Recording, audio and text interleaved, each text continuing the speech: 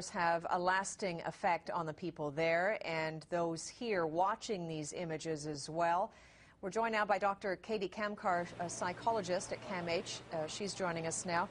And Doctor, I want to first just ask, for those who are in Japan who may have witnessed perhaps the worst of this, in other words, firsthand, either witnessing that tsunami or narrowly escaping with their lives, those people no doubt will be dealing with severe, severe trauma.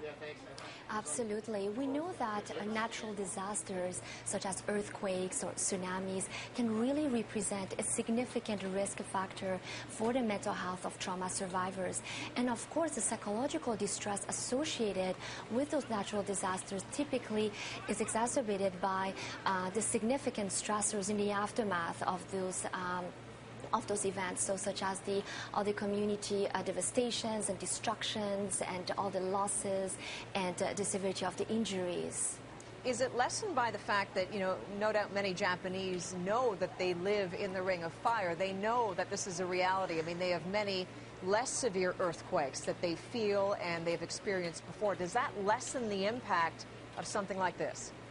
Well, this is an interesting question. The knowing at times helps, but nevertheless, this trauma is very severe.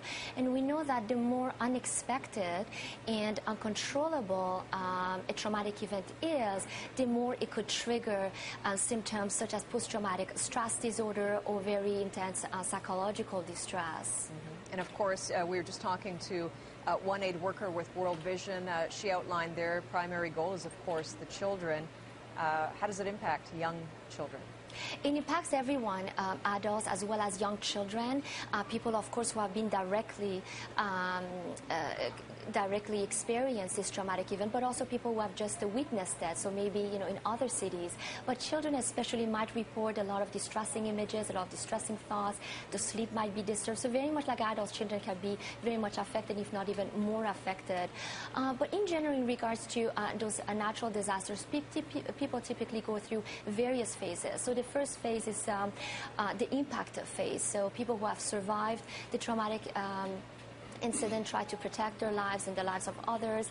After that is the post-disaster phase. So people might want to distance themselves or withdraw from the impact of the traumatic event. They might also experience various emotions: anger, shock, denial, panic symptoms.